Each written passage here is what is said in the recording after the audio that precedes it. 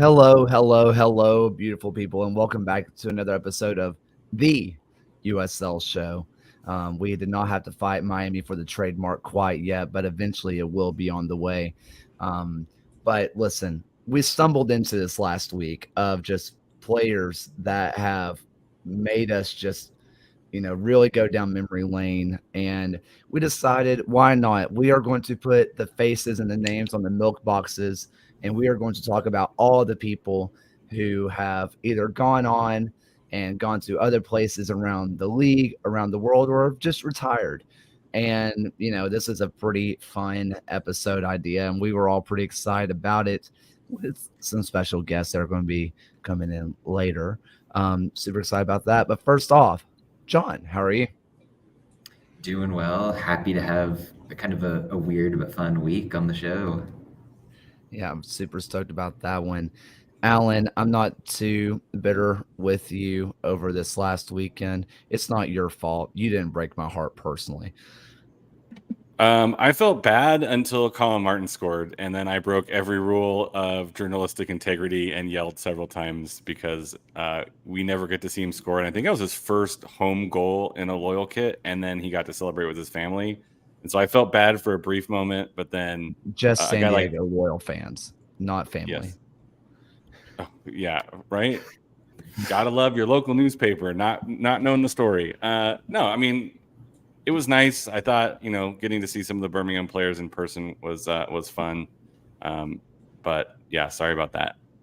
Yeah. My condolences, I guess. I locked a Legion loss. I whatever. Ryan, whoa, man! And by the way, we were talking about players of past. Talk about a kit from the past. Yeah, this is one of their one-off kits that they did, which was a camo kit for the Wilmington Hammerheads. This was the blank kit that I managed to get my hands on because I lost out on the Cutest Lawal game-worn kit. They had this on display in the team, I guess, headquarters, and they said, here, let's auction this off as well because we can. But yeah, I managed to get my hands on it, and it's still in pretty good shape. I'm not going to wear my other game-worn Hammerhead kit because that one is literally older than my sister's, so I can't. I need to keep that in the best shape possible. But yeah, a good week of USL and a good off-season idea for you, Kaylor, on the cooking streams. Oh, dude, that went so bad. It's fine. You know what? I made whiskey. I made a whiskey brown sugar syrup steak, and it turned out not awful. I did not burn down the house, so that was a wonderful step in the right direction. Before we get too far, just real fast, remind you, this is our last week that you can buy the USL show kit. Again, it has every color from the USL leagues. You have your light blue for League One. You have your gold for Championship. You have your orange for Super League. You have your green for the Academy Y. You have your red for League Two, and you have your purple for W League. This was made by Corbin Williams, and 100% of our proceeds, 100% will go to the Carter Payne Fund, which is down with South Georgia Tormenta. Again, 100% of these proceeds. We are keeping zero of it. So all of it is going to go, and that is going to be pre-orders need to be done by this Friday, September 8th. So you're running out of time. You're running out of time if you haven't done it already. It's a wonderful gift, and we are super excited to have this one on the way. And be on the lookout. There might be a giveaway with this one as well if you weren't able to get it. So be on the lookout for that. Again, this link is going to be in our description, so be on the lookout. $50, 100% of proceeds go directly to the Carter Payne Fund, South Georgia Tormenta. But listen, we are talking about players of USL past, which people rightfully called out 2021 being USL past is like a little bit rude, but also there's so much turnover in this league that people come around, make an impact, and then just leave after 1 year, and we all remember them very vividly. But there's one player that I think everybody loves and is really coveted that stuck around for more than just 1 year. So I guess the question needs to be asked, what happened to Brandon Miller? What happened to him? What's up, man? Oh, I'm here. How are we doing? How's everyone doing? What happened to you? Where are you? What's going on? Where am I right now? I'm in Charlotte, my hometown. Last place I played. Settled down here.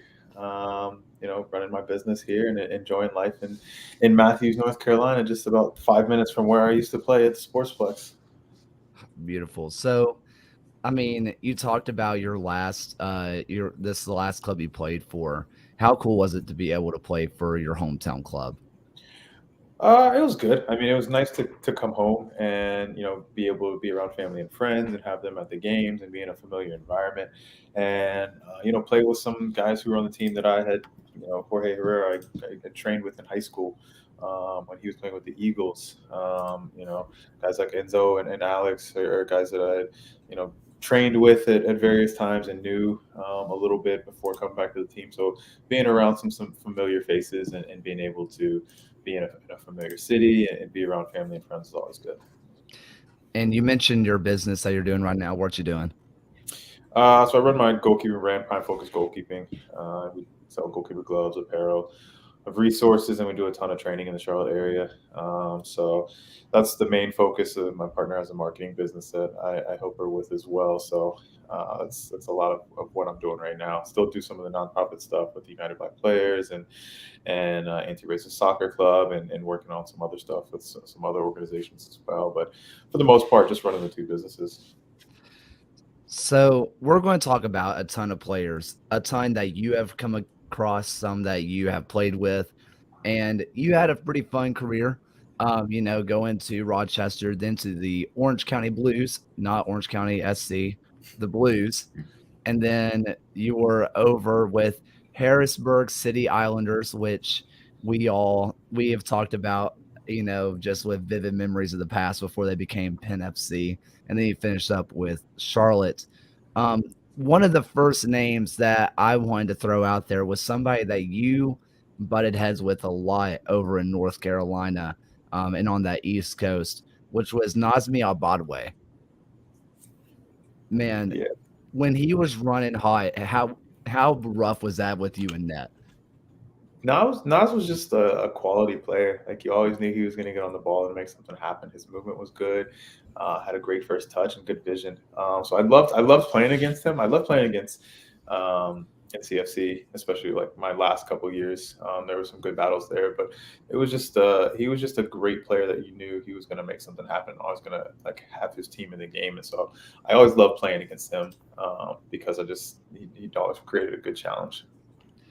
So if you were wondering what happened to him, he retired, I think, at the end of the 2020 season and just kind of called it quits from there because he had a long career and had a baby and stuff like that. And that's kind of where Nazmi went off to, which some people who are listening to this are going, who is Nazmi Abadwe? And other people are going, oh my God, Nazmi Abadwe. Like people remember when he was running hot, really remember when he was running hot. Well, let me just slide in on that. Like, Yeah. when I started following the sport closely was when Indy 11 came into the NASL, and he was like just joining the Railhawks at that point, I think. And that was a team with Enzo Martinez, Tisha Balani, like so many players that kind of left a mark on me of like, these guys are really good at this sport, really talented when you see them up close. And he's absolutely one of the guys who was like, okay, this is real, like high quality professional soccer. So that's definitely somebody who I like remember fondly back then. I actually just saw him at the TST tournament in Great. North Carolina. He scored a few quality goals there as well.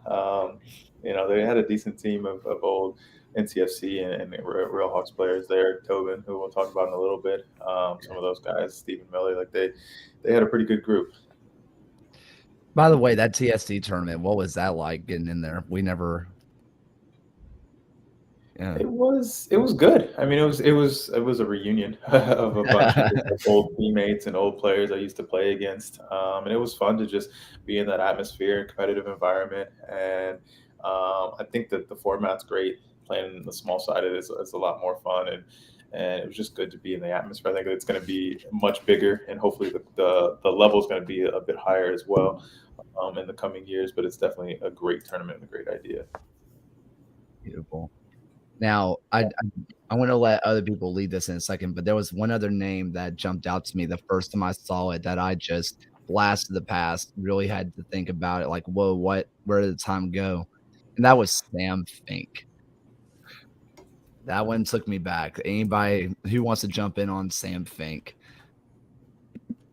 I mean, Sam Fink is one of those guys where, like, I remember getting into USL and Phil Grooms being like the guy who was pulling me in, and so you're connected to the St. Louis FC. And Sam Fink was one of the guys like I immediately associate when I see him. Like I see that classic St. Louis kit, the green and the blue, and like I think he kind of exemplified what that team seemed to be about as kind of a new fan to the league is watching like that tougher East Coast versus the more run and gun West Coast. And I think Sam Fink, to me, like struck me as the guy, one of those guys who really flourished in that more hard nosed, tougher environment in St. Louis. And one of the first names that I really kind of familiarized myself with as a new fan of the league. Especially for those players who are able to earn over 100 appearances for just one club within USL, just kind of speaks to their own longevity within a career within the league. Is super impressive, and Fink really kind of exemplified that within St. Louis FC. I think hard nose is definitely the first kind of phrase that I thought of when you brought up Sam Fink. But it's also like I vaguely remember just like a couple last minute game winning headers that he scored on a few different times, and it was always just like they get a corner kick and it's like, I feel like Sam Fink's about to put one in, and then it happens. But I just remember those and that St. Louis FC like stadium and the intimacy with the fans, and them always sprinting over towards that corner every time they score. Like those are the things that you always think about. Like St. Louis FC, like Sam Fink's like the first name I tend to think about. For sure. In that late era, it was him and Fanuel Kavita in the back line, and that was such a stout combo. I think he had a season with like 7 or 8 goals, and it took until Sean Toch broke it last year, I think, like for the most among a defender. Like really, And he was a Sean great player Toch on was his day. taking penalties. Sean Toch was taking True, penalties yeah. with that too, and that was Sam Fink was just heading everything in. For sure. It's gross. We're going to jump down to League One for someone who created one of the craziest social media followings I've ever seen, which was Turbo Tobin. Dude was one of the craziest social media followings that you could have, and always referring to himself in third person. And he always had the big moment, with Ford Madison. Like he always had that big moment. And then he was just like, "Oh, I'm going to Vermont." So my first question is: did he run that like social media page? I was just gonna ask that same thing. Because honestly, I talked to Tobin yesterday, and like I know Connor a little bit, and I've never asked him that, but I've always seen this stuff, and I'm always like, is this actually him, or is this a fan run account? So we had a chance to interview him as part of kind of the build up to the first contract on the USL show. Evan Villela was the host at the time, and the three of us sat together and we're talking because I'm the only thing I enjoy more than soccer is unionism. So it was a really fun interview. We did ask him about it, and it started out as a bit by somebody else, and then he kind of ran with it. Like it was someone else, like third personing him, and he was like, "This is great." And so for a while, I'm not sure he still does it, but for a while he like took on the mantle and was like continuing the bit that someone else had started. But like, what a good mind to like be able to recognize that is like classic, and just kind of because it's not like it's not really him. Like it's like this persona of him, right? But that interview and the work that he did with the USLPA was a really interesting one to kind of dig into how important those players associations, Brian, you mentioned the Black Players Alliance, and those kind of player associations are to making change. And getting a chance to chat with him about it really points to we know these players as players on the pitch, but rarely do we get a chance to get to know players off and really dig into their personalities, and also realize that the jock mentality is not there. These are all really intelligent, really engaging human beings that it's worth the moment to take the time to talk to guys like Brandon and Connor and really have those conversations. And that was one that really struck me as being memorable, a great interview with him. But yeah, the Turbo Tobin bit is like USL gold. It kind of reminds me of like the boring James Milner. Yeah, right. Where obviously it's a little bit different, where there's different personality, but I think it's those are like kind of hilarious to me. But like to your point, Tobin's definitely one of those people where I got to know through the PA a lot more. I don't know if I've ever played against him, but I got to know him through the PA and then the work with the Black Players Alliance, now United Black Players, and he is one of those players where it's like he's definitely more than just a soccer player. Like his intellect and his knowledge and his ability to hold a conversation and to decipher things. Like it's one of those things where it's like I really enjoy. Sometimes we just sit on the phone. Like yesterday, we just talked for like 45 minutes about a ton of different things, just because like we bounce ideas off of each other, and we're able to do that. And there's so many. Like I've been able to get to know so many players around the league, whether I played with them or I played against them, or neither, but just they're in the league through stuff with the PA and through stuff with United Black Players. And there's a ton of players around the league who are just next level in terms of their thinking and their intellectual ability. And so like you see the performance on the field and it's impressive, but then you get to know these players and it's like, wow, like you have a great future. Like you're someone that I definitely want to continue to learn from and talk to and grow with. So like it's such an interesting dynamic. Turbo was the first time I talked to him was really bizarre. So a couple years ago, I guess earlier this year, last year, whichever one, when the Enzo thing happened with the PA was having to file on his behalf, for him to get his money that he deserved. I was on a phone call with Turbo to be like, hey, like what's going on here? And can you answer some of these questions, right? And him and I sat on the phone for maybe about 30 minutes. And that's the first time I ever talked to him. And all I could have in my brain was, is this about to be like a real human, or is this about to be Twitter Turbo? Like, is he about to, like, I obviously wasn't going to refer to himself as like third person all the time, but it was like, I've never actually talked to this guy. And with that being your only perspective of him, then to get on the phone with him and he's like laying out legal jargon and just like breaking down every single bit of the CBA and like where this happened, and saying like I can't discuss this, but if this were to have happened, this is the result. I was like, this is a much different feeling than the 280 characters that I would read. See, it was complete opposite for me, where I wasn't aware about the online meme kind of thing, but with a project I was working on with someone, I was able to talk to him about the USLPA stuff, and guy was just straight as an arrow, like down to business, very informative, very smart. So funny how that kind of works in reverse. For sure. Let's go ahead and talk about another guy that when we posted this, I think I got about seven different answers to this, including 6 of those being from Evan Villela, which was Brandon Allen.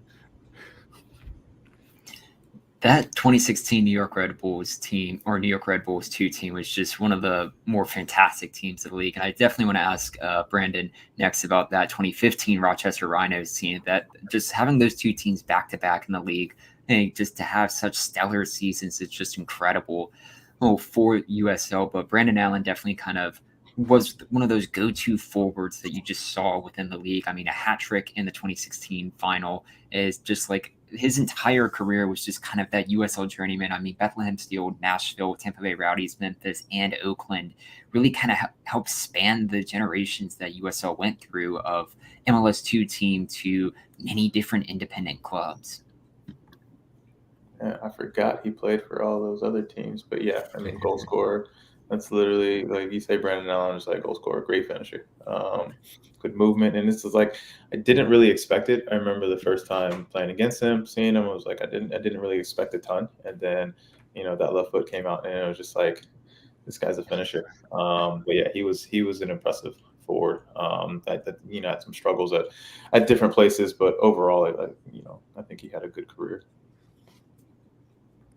Yeah, I mean, he was one that I knew him from that 2016 Red Bull 2 team, which we could just name the roster and it's just like they're all in Europe right now or playing in MLS. Like it was ridiculous just what that team did.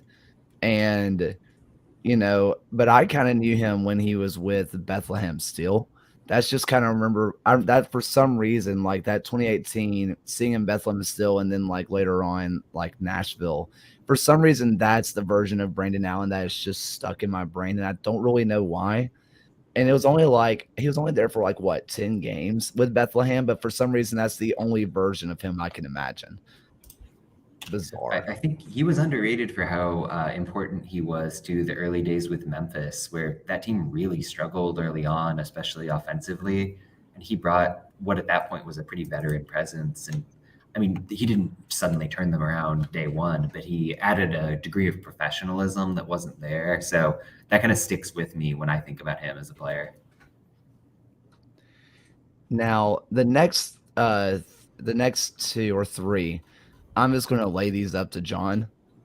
So so these were the ones that you saw on the Reddit thread, and they're 3 Indy 11 guys that, I mean, we'll start with Eamon Zayed and Justin Braun, who came into the 11, I think, for the 2015 season. And at that point, Indy had been just the pits of the USL. Braun was somebody with a lot of experience for Sacramento over on the USL side. I'm sure people with a familiarity with the Republic would remember him, always rocking the ponytail, really good finisher. And Eamon Zayed, he tore it up for Indy. He was in the Golden Boot race.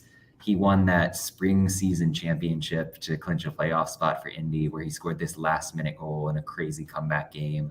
He's somebody he's so fondly remembered, and now he's absolutely killing it as the coach with Northern Colorado. Yeah. So that's super impressive. I mean, plus he's got the awesome Cardington game on the sideline there. So nothing but love for those two from the Indy fans. I mean, when we talk about where are they now, sorry to put you off, Brandon. I mean, going from these kind of guys where it's like, well, we don't really know where they are. They're just retired, to then get Zayed, who is just like, who, unless catastrophic collapse happens, he's winning USL Coach of the Year. Like he's just going to, and it's really cool to see someone who is still a pretty young coach. And I know the USL is more of a breeding ground for young coaches, but to see a young coach come in and succeed like this, it's really, really cool. And after Indy, he actually made the move over to Chattanooga Red Wolves before he retired, because Tim Hankinson was in charge there. And Hankinson, of course, was the guy who coached those kind of breakout Indy sides. So very cool for him to make the move from Ireland and really establish himself as a pretty key figure in a couple of markets here. Well, we skipped a destination. I know the lost season of 2019. Yeah. But yeah, Eamon was down here with me in 2019, and that was just a difficult season all around for every person in the organization. But it was good to get to know him, and it's good to see him doing well in Northern Colorado. For sure. Let's see. I want to talk about Tan Long, because this one was one that got several mentions, and I think Ryan was especially excited to talk about this one. So I'm going to let Ryan take the stage here. Yeah, I was really interested in this player's career, specifically because he was part of the old Orlando City in their USL Cup runs in 2013. He had stuck around with the Richmond Kickers on one chance on loan, but he was in the precursor to Phoenix Rising with that Arizona United, making very nearly 70 appearances and was routinely within the Golden Boot race in those years. But what really fascinated me is that he's still playing right now at 35 years old for a Chinese Super League team at the moment. And just the fact that we've had players who have come from the depths of USL, a player who's been playing in Orlando City, who played against the Charlotte Eagles, is now playing international league. And we can talk about Vincent Betancourt as the other really interesting career path. It was just really fascinating to me as well. And especially for players who have come from previous iterations of teams who have now changed so drastically from where those teams have begun. Yeah, I used to love watching him in Orlando City. Didn't love playing against them. I didn't really play that much last season anyway. But that was a really good team. That was a really fun team to watch. I think he scored against me in 2016 when he was with Arizona. So I don't have too much to say about him. Arizona. Keep in mind that was not Phoenix Rising. That's Arizona. For people who did not know, Phoenix Rising were not always Phoenix Rising, which does remind me of a player of USL past. Whatever happened to that Didier Drogba guy? Like whatever happened to him? Does anybody know? Man. Yeah, I mean, he was one that I was down in Orlando. Yeah, I think it's like 2013, 2014, back before they made that jump to MLS, and like there was some real hype going around Orlando. And I remember that was the first time that I was ever just like, what is the USL? Because it's like there's a lot of people wearing these Orlando City kits. And I was looking it up. I was like, what the heck is a USL? That's not MLS. And then I looked it up and I was like, who is all these people and who are all these people? And then I was looking at the roster. I was like, Tan Long. I was like, who is that? And then I watched games, and just watching him he was just better than everyone else, it felt like. And watching him was ridiculous. And obviously at 35, he's still doing it. So, obviously he was just really way too good, especially for the USL at the time, because the USL and talent wise has grown a lot since then. And for him to be here when he was not fair. I mean, the poster child of that Orlando City team era was always just Dom Dwyer for me. Oh man, yeah, it's a good one. Jeez. Let's see. I put a thing in our private chat that obviously you can't see. But I want to skip around through some of these because I just want to hit a couple of these. One that Thomas Dubin put into on Twitter that I completely forgot was Juan Pablo Caffa. And he was the guy that came from La Liga, like played in La Liga, not just came up through the academy, like got signed and played in La Liga. Then it managed to come over to the U.S. where he played for the Tulsa Roughnecks. And then went over to Fresno. May they rest in peace. And he was the guy that was really, really good. But it was just like, I remember when he came over, I was just like, the La Liga, like that one, he played there and that one, and it blew my mind. My favorite thing about his go ahead. My favorite thing about his Wikipedia page is it just stops with like he returns to Argentina and no mention of his time with you. Like it's on the senior career, but like nothing, like no mention of USL whatsoever. It's like, we'll stop writing. It always is interesting when someone who's had experience at that kind of level comes over to the USL. Like if you even think about this season with like Mark Navarro with El Paso, or I mean Coque Vegas in net in San Diego, even, where these are players who are pretty much top end performers, but they're La Liga guys. They have that experience. It's an interesting career arc for sure, just to come over here, change scenery like that. I think it speaks well of the level that this league has reached, that it can be a destination for guys who are maybe down on their luck a little bit compared to that peak, and they can come and play the sport competitively and really give it their all. So very cool to think about. I'm always really impressed to see where certain players go after their time in USL. Like my always favorite like historical player for the Wilmington Hammerheads was Glenn Murray, who then became of journeyman English striker fame. I think his time with Brighton, Bournemouth was like the most notable ones. I recall distinctly he had a goal for Bournemouth against Chelsea at the Bridge, which was just such a fantastic moment. But then you look at other players like Vincent Betancourt, who was part of that 2016 the New York Red Bulls 2 team, who then went to the first team, who went to the Miami FC, who then played for Alish Kurt in Armenia's top flight and is now playing in Singapore, which is just like some of the wildest career paths that a player can possibly take. We had another one mentioned with that guy on Reddit with the Indy 11 batch with Suni Saad, who that guy could bend a ball like nobody else that I've seen in this league.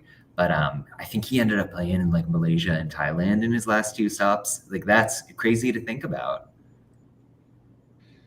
Someone else who made that trip over was Australian Harrison Delbridge, where if you don't remember his time at FC Cincinnati, the best way I can describe him as a defender, and maybe I'm totally wrong here, he was kind of like the imperfect mold of Forrest Lasso. He kind of like set that mold of like Forrest Lasso eventually ended up becoming. And he's over in Korea now after he got to move over to like Melbourne City. And now he's just playing in Korea, starting every single game. And I remember he had a couple of crazy goals, but I remember he had this nuts bicycle clearance just out of nowhere.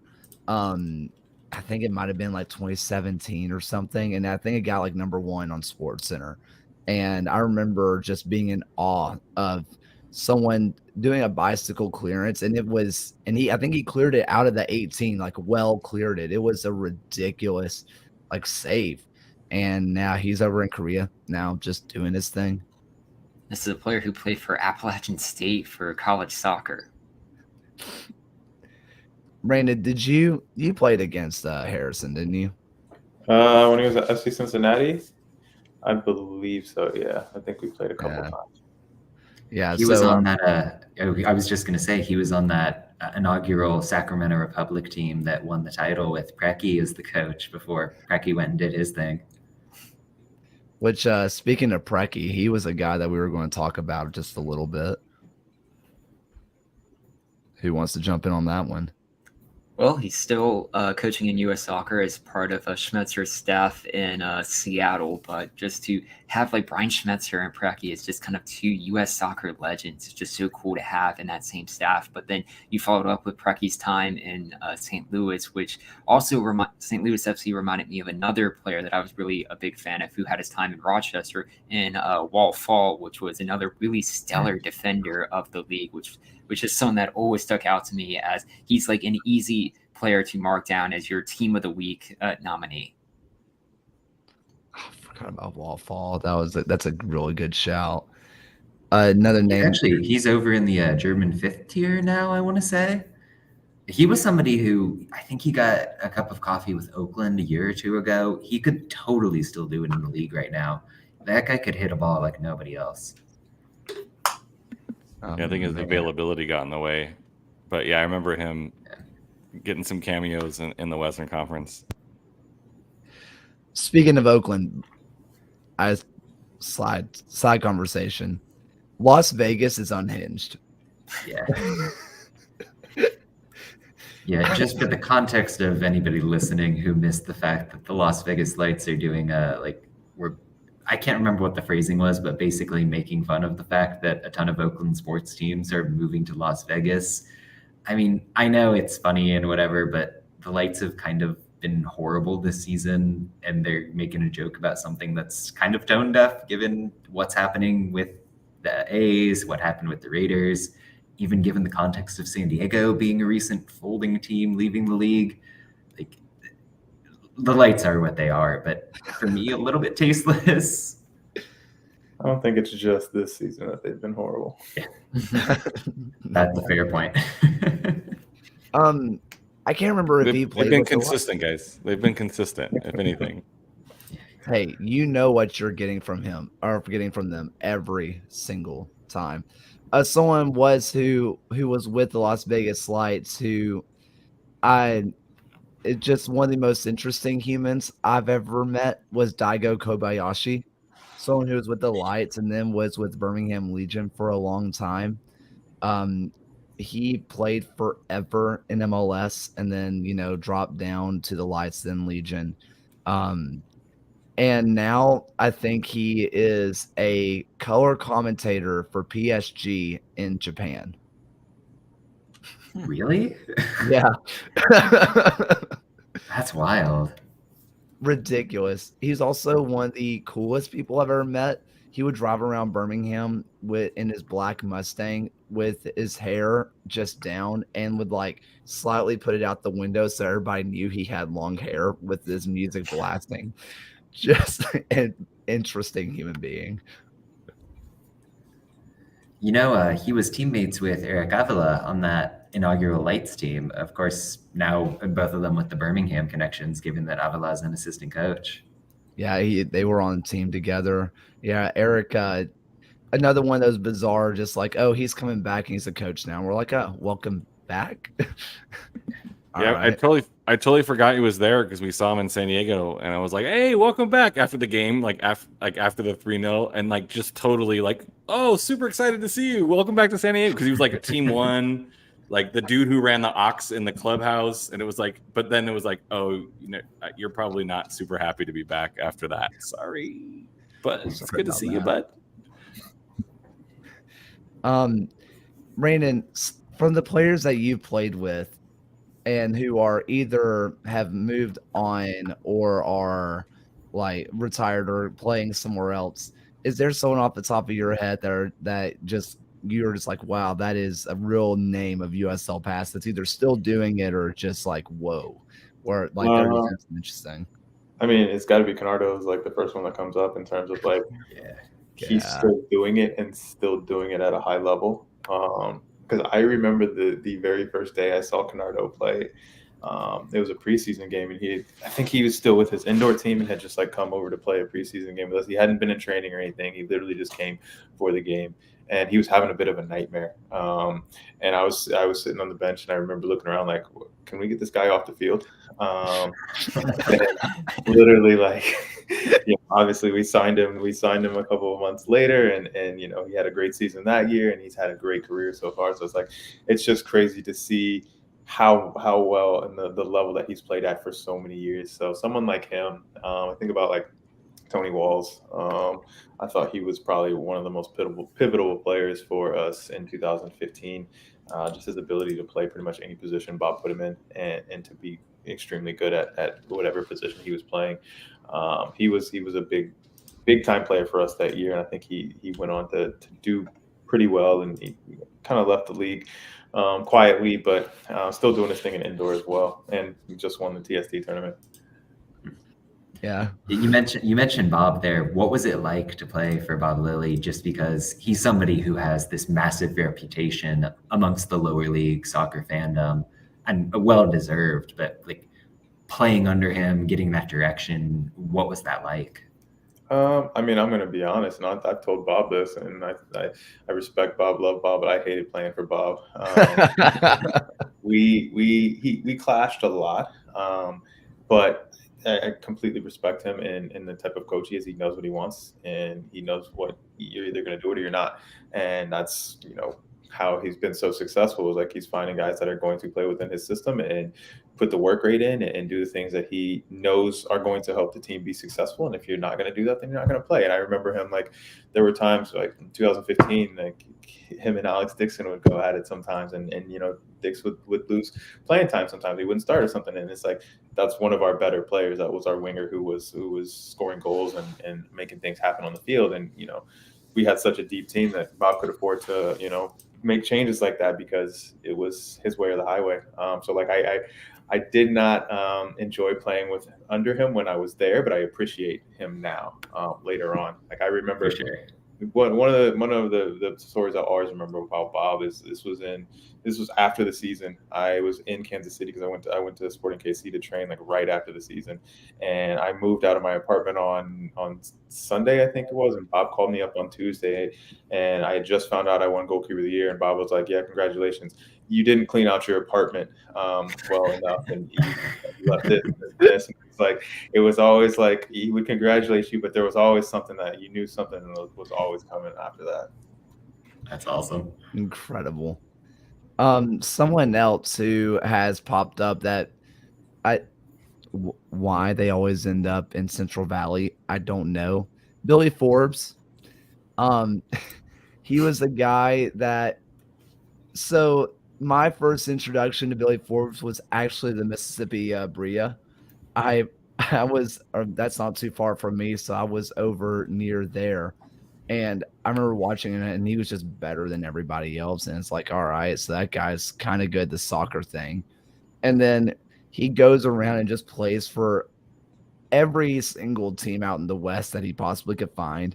Moved over to like the Miami, went to Detroit City, went to Canada, and now it's with Central Valley. I don't know if he's played at all, but like he's there. He has, and he just got called back up to the Turks and Caicos national team, given that he's played pretty decently in that stint. But man, Billy Forbes, that was just like a. I saw that name, and I saw that he was with Central Valley, and it was like, whoa, okay, welcome back. And Forbes was another one of those players who I think alongside like a Matt Fondy type that was part of that NASL era of Absolutely. when they had the soccer wars with USL, because you had Billy Forbes, who was with the pre-iteration of San Antonio FC with the San Antonio Scorpions for 2 years. And then probably my favorite ever, just random lower league team to ever play in US soccer with Rayo OKC, which he played 30 times for as well. And it's just, that's one team that's just kind of lived in the lore of US soccer. And it's just really cool to see Billy Forbes get the full experience of playing in PDL, USL2 at the time, NASL and USL. Matt What's Fonda. cool about, yeah, go ahead. Yeah, Brandon, what were you going to say there? It was Matt Fondy. What a throwback name there. Fondy was still going until recently. I can't remember what the club was. Someone minor in the Bay Area, I want to say. I know he's now. I worked a little bit with him in his youth club back in March, Sick. but he's running a soccer youth organization up in the Bay Area. But yeah, that was a goal scorer. We had some great battles in 2015. Yeah.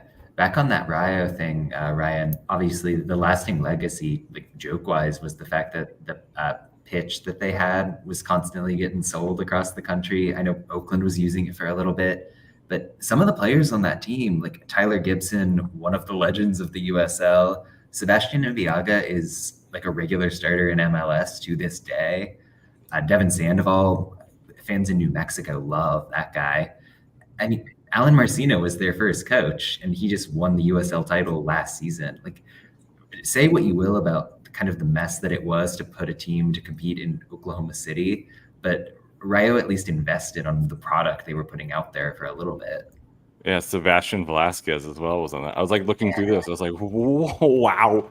First it was like, oh boy, that is a crest. And then it was like, oh, that was a team. All right.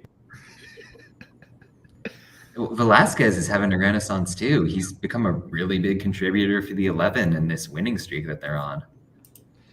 Just someone that I did not think was going to come back. And then like made a Twitter post that was just like, I want to come back. And then Memphis was like, sounds cool, man. And then suddenly he's here. You mentioned OKC, and someone I cannot think about without, you can't go without speaking of is Cody Laurendi.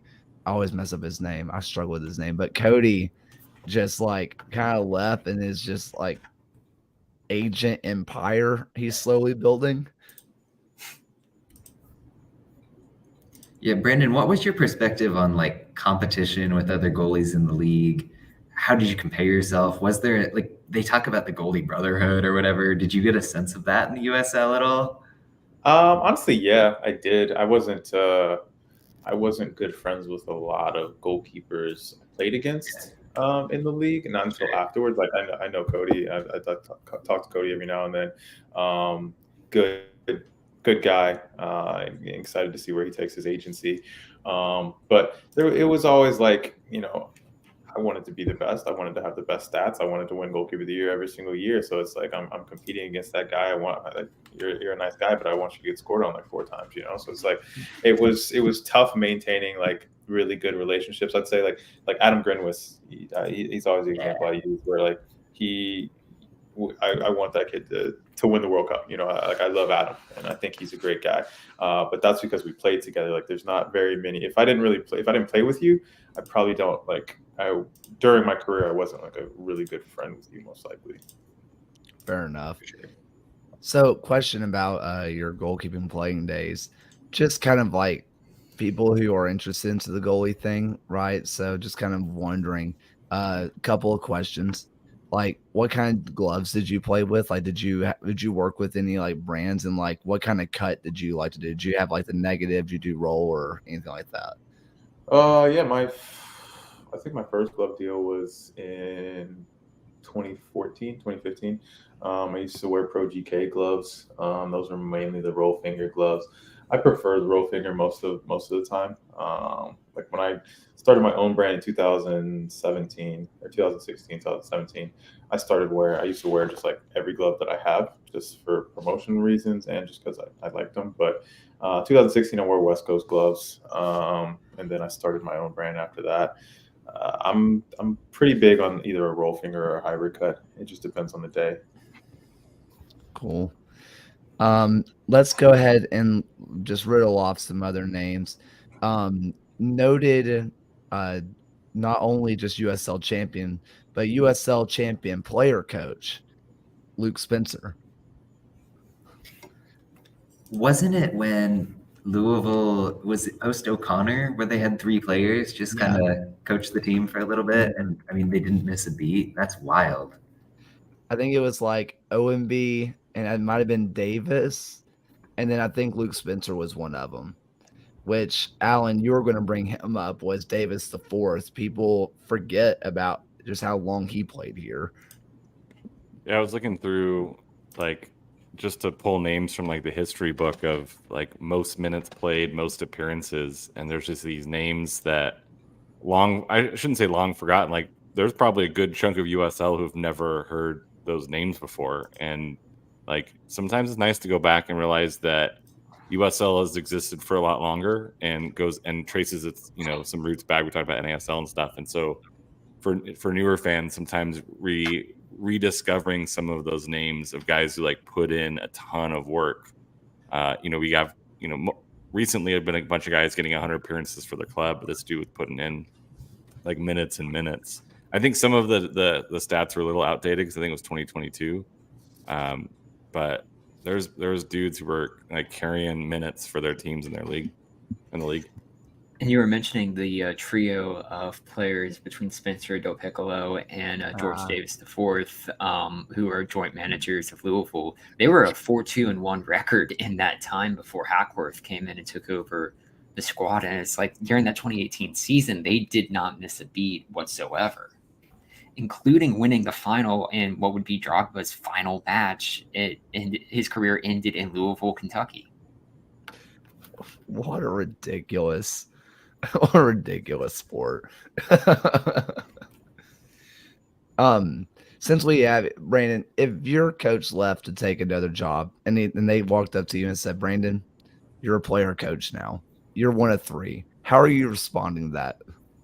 I mean, I would probably think it was a joke. I feel like I've had not that situation, but a number of seasons where coaches got fired or, situations with the coaching staff where it was just like, I thought it was a joke, but then it turned out to be real. And I was like, all right, this is just the USL, I guess, right now. It's fine. Everything's fine. Some other names. Sam Strong. That was another one that did it for me. I was like, that was a name I haven't heard in a minute. Sam Strong was around for a little bit. I'm trying to remember the name or the teams that he played for off the top of my head. But I know he ended up going through Hartford and Fresno. Did he play for Monterey Bay last year? 4 times. Okay. According to Wikipedia, he also he also made an appearance for yet another defunct San Diego professional sports team in San Diego 1904. Was that the one that was owned by Eden Hazard for some reason? And Demba, and they tried to get in USL, but they couldn't get local ownership. And it was like some cool branding, but by the time they launched in like Qualcomm, which is like 8 billion people seat stadium, and so it just was cavernous. It was fun, but it was like does not have. I don't think this has legs, and so they folded into Albion, and they're the joke we call it like Albion 1904, and they don't like it that much. But yeah, RIP. It's just San Diego, man. We just can't keep teams, it seems. Rest in peace. Sam Strong, by the way, playing in the Thai third division by the looks of it now, which crazy. Sure, if that's where you end up. We haven't got into it, and there's a couple of not really names to go through, but just to remember that Puerto Rico FC existed. I just want to just loosely just acknowledge the existence of that because like guys like Fanuel Cavita, like you mentioned earlier, Trevor Spangenberg played down there, and they were just like sent to Puerto Rico and were like deal with the. By the weather. way, that was an NASL team owned by Carmelo Anthony. Like that was unreal. When Carmelo Anthony retired, my favorite quote tweet was saying, "Former owner of Puerto Rico FC ends his business venture in basketball." I mean, as long as we're mentioning teams, I think we got to shout out Antigua. I mean, Yeah, for sure. Put out their misery, whatever you want to say happened. I want to see a John Boyce documentary on the 2013 Antigua team that went 0-24. And just traveled around the United States picking up players in local markets. They had an 8-0 defeat to VSI Tampa Bay, which just sticks in my head. I was like, is there anything more USL early days than this matchup and this scoreline? I think we almost tied them that year, actually, and that was probably one of the most embarrassing times to be a soccer player. I think it was 1-1 for a while, but I remember it was just like we were playing horribly and everybody was just on the bench like, is this about to happen? And I think they actually picked up a couple local players that were sitting on their bench because we knew some of the guys because they trained with us. Where were you at the time? That was Rochester in 2013, yeah. In 2013, they go 0-26. They score 11 goals and concede 91. Listen, I know we just talked about Bob Lilly. What is the after game meeting rant screaming if you lose the 2013 Antigua? Have you left the circle yet? So Bob wasn't there that year. Okay. But there were definitely in 2014 and 2015, there were some times like 2014, I was third string then. And so there was one game we actually won and Bob actually kept the entire team in the locker room until like 12:30. It was like 3 hours after the game. Like I had already gone home. I left the locker room early because I knew what was going to happen. And Tony Walls was my roommate at that time, and Tony didn't get home. He didn't get home until like after midnight. Incredible. Yeah. A couple of sorry, Brandon, go ahead. I found the 2 games against Antigua during that season, and both games for Rochester required Rochester to score a 90-minute winner to break the deadlock. They had a first one, I think, it was in June, where it was a Tyler Rosenlund who got the winner at the end, and then the follow-up one in July, it was Danny Earls who got the winner to break a 0-0 game against Antigua. The one they scored against us, they hit an absolute banger. I remember they shoved Michael Tanguy off the ball like 35 yards out. Guy takes a touch and just smacks one and absolutely rips it into the top corner. And that's when we were like, are we in trouble? And that was Orlando Mitchum who scored that one. He played for St. Kitts and Nevis. Yeah, he was mad. He was a good player, actually.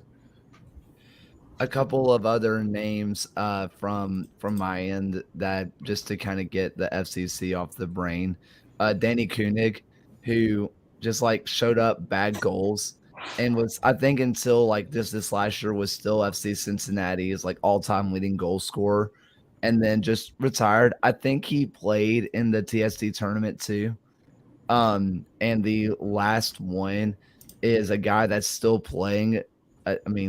He's in Las Vegas. Emmanuel Ledesma, which people really forget about that 2018 season, was gross. It's one of the most unreal seasons I've seen.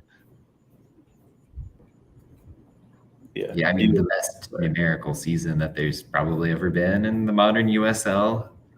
I think he had, 16 goals, 16 assists. That's unbelievable. Gross. And now he's in Las Vegas, and, good for him. They had him and Kubo Torres up top at one point and couldn't score a goal. They had Dekel Canine as well at one point. He was a guy that kind of showed up and just got like 17 red cards and then just kind of left. That's just what he did. He's back in Israel now, I think. Sure. Good for him. Any other names that we want to quickly throw out there for throwbacks of, we mentioned it last week, but Davenport mentioned him specifically. Jay Mims, if you're okay, just send a message to somebody and let us know that you're all right. Because we really don't know, man. Where are you? Omaha sure figured it out without him. Took a minute. I think personally, for me, it was Michael Seaton. That was one of the first guys that I really enjoyed watching play and got a chance to interview him several times. Even made a bet that no one would beat him near post because they got scored on near post. He's like, no, it never happened to me. If anyone does that to me, owe you $100. I was like, deal. But he's still playing. He's still over in Germany at apparently Rot-Weiss Erfurt in the fourth league. 3 appearances, 2 goals in 2023. So he was a fun dude. A really important part of those 2018, 2019 Orange County years. Those are the time when I was writing for the team and really digging into USL as a league and getting those players. And he was a big part of making those teams entertaining and fun to watch, but also what he was doing for the community and the connections he was making to the fans. It was this is the league I want to support because guys like that are out in the community and giving their time on and off the pitch. And so that's my kind of throwback name is Michael Seaton, who is apparently still playing in Germany. Yeah, I'm going to throw a shout out to Tommy Heineman, somebody who was all over the board in terms of NASL and USL alike. I mean, besides the goal scoring, besides the really memorable kind of curly fro he had going on, there was the controversy when he signed with Cincinnati, and they pretty much were very underhanded with how they dealt with his physical. And I think it kind of brought a lot of public attention to what the need was for a CBA, what the need was for protection for the players in a big way. So indirectly or not, I think he had a big effect both on and off the pitch for where this league was going, for representation for what is needed in terms of the infrastructure that this league has. Yeah, I mean, shout out to Jim McGinnis, the worst managerial hire of the USL era. I had put this in our private Discord chat earlier, but the first thing that pops up when you search for Jim McGinnis on Google, and you have to clarify soccer, is what is Jim McGinnis doing now? And I'm just curious, how many people are searching what he's currently doing at this stage in life? I want to see Google put the stats on how many people search this. What was the last time someone was curious about this? I search it at least once a week. But I'm still salty about 2019, so I search it every single week. Fair enough. Yeah, that was one of those that you kind of look at it and you're like, oh boy, here we go. And you kind of forget, I think, people who haven't been around. So there's a lot of people who are just recently joining the league, or they're really starting to get vetted interest of oh, this team's been around for 3, 4, 5 years. Let's start digging in deeper. Whether it wants to be Brandon or anybody else, just kind of talk about Jim McGinnis for people who don't know why that name is just so horrendous and borderline funny at times. I mean, I honestly, I remember I thought it was an April Fool's joke when I first found out about it. I woke up that one morning and I got on Twitter and I saw a rumor from an account that I didn't know what it was, that Jim McGinnis had been hired as a Charlotte Independence coach. And literally 5 minutes later, Mike Jeffries was calling me. And so I knew at that moment that there was something going on. Jim just wasn't ready to be a head coach. And we didn't have the best relationship. I'm not going to, go into it, but he just wasn't ready to be a head coach. They actually made a mistake in making him the head coach and the assistant coach that we had, who had come from some big name clubs. he probably should have been the head coach, but he didn't speak great English, and so it was tough for him to kind of communicate with the group and really get his point across. But making that transition from Gaelic football to soccer, American soccer, like it wasn't the easiest time for him, and it was just a tough group that they put together. That was the very first time I thought about retiring was that preseason. We had 7 players on the first day, and we were doing like half field sprints and 1v1s and things like that. It was the craziest preseason I've ever been in. Yeah, definitely did not work out his 3-year contract. He got close, but definitely did not fulfill that 3-year contract. Ted Lasso IRL. Right. Yeah, Ted Lasso before Ted Lasso. Yeah. My favorite part about his Wikipedia is whenever the first few things he did is said 2012 to 201 question mark. Like they don't know when he stopped doing it. They're like, we have no idea. We don't really want to find out. We don't care. Never seen it before. Never seen that before at all. There was somebody else that I was going to mention, and I just totally do not remember. I just want to another team that I just want to loosely like gesture at is the Ignite, the Lansing Ignite, which has given, It's the San Diego Loyal feeder. Yeah, it's just San Diego Loyal feeder with some guy named Nate Miller, might have heard of him. Reese Williams, might have heard of him. Brandon Frick. Moshe Bun and Grant Stoneman going with Miller over to San Diego. Wasn't Nick Moon on that team too? Yes, absolutely. There's a lot of guys that just went there. Oh, did you mention to me? Yes. Yeah. So just loosely reference to Lansing Ignite and just say thanks for giving San Diego all their players and like a couple of Detroit City players. Thanks Lansing for your hard work. Yeah, I think it was the first year of Loyal. There was a fan wearing a Lansing Ignite, and he like came out to watch Loyal play because of the connection to like so many guys came over, and that was kind of like, yeah, that's like the running joke right now. It's Lansing Unite in the championship, but yeah, we've been blessed. Toomey is now like leading goal scorer Loyal, and will probably go down as the all-time goal scorer unless Evan Conway can do some damage. But Toomey's playing really well right now, and so he'll forever be San Diego Loyal's all-time leading goal scorer, former Lansing Ignite. I'm going to ask this question in chat real fast. Nicholas Murray, who is your deep cut USL player that you think that people will just have a real blast in the past? Because I just want to know what USL name Nicholas Murray has on his mind. And why he types that. I just want to shout out the Rondo? The Rondo, yeah. Yeah, highlighting a bunch of like local media and people like covering teams on teams. Rest in peace, Alan. Alan, what he was going to say was the fact that Nicholas, besides writing a ton of amazing stuff every single time in that newsletter, he's always linking to local coverage of pretty much every USL team, which is how we end up getting more coverage in local outlets, is giving the clicks to the creators who are doing that work. So shout out to Nicholas. And of course, he's coming up with a good suggestion here with Luke Riccoloni, maybe? What? Oh boy.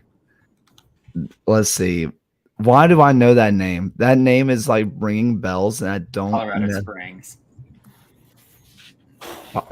That's at least where he was a Richmond kicker for 157 games. He was the first signing. Yeah. Colorado Springs was what I mostly remember him from. He was a club captain there. I think I actually saw him play when I went to the Switchbacks game when I was out there in 2015. All right. Which, yeah, that's I was like, that's a name I know. Why do I know that name? Bizarre. All right. Yeah, cool. Well, we have gone for 1 hour and 4 minutes. And listen, we we went through a lot of names. I'm sure there's going to be some people who are like, this made no sense to me. I didn't recognize a single one of those players. And there's other people that are just being taken back to, 2013 and are just like, wow, I love the old USL days where we were watching on YouTube and we were finding out that people were really gambling on the USL in Brazil. And boy, did they love it. Man, any last throw-ins? Brandon, Ryan, John, or Alan? Any last throw-ins on names of coaches or players that we should talk about? I think we covered Yeah, a lot. folks. Yeah.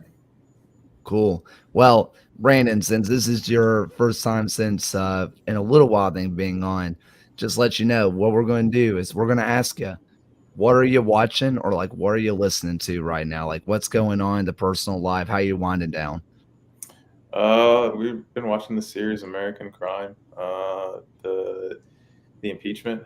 That's what me and my partner have been watching a lot lately. I've been listening to a lot of, since I'm so heavy in marketing, been listening to this digital marketing podcast that I've really enjoyed. But those are the main things that I really use to kind of wind down or use in my spare time. Nice. Ryan? Yeah, we're reaching the midpoint of Ahsoka, which has been a lot of fun to watch. So I'm excited for that next episode, I think, coming out tonight. Alan? Project Runway is getting close to the end, so we're hyped on that. That'll be on Friday. We just got caught up on Mandalorian, so we just finished that this weekend. So that was a blast. We're just like waiting. Same with the Ashoka, like waiting for all of them to come out, and then we'll binge them together because I get to decide when episodes come out. Streaming services, we've been over this. Stop leaking them out week by week. And then we went and saw Weezer on Sunday, and so how was that? Very nostalgic for like a nerdy middle-aged white guy that like hit home in a way I didn't think that it would.